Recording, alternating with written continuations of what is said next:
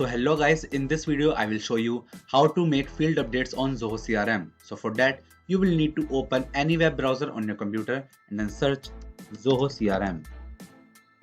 Now select this first website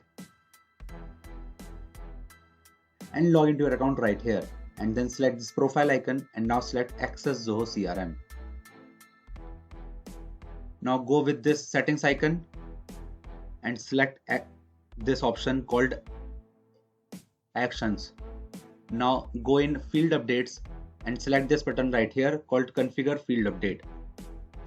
So now you just need to fill these three sections, which is the name of your field update, and select your module, and after that you just need to select your update option.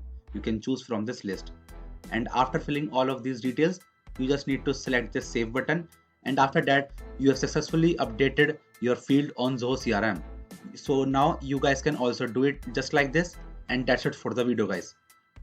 If you find this video helpful, then make sure to share it with your friends and also subscribe to our channel for more such videos, and thanks for watching.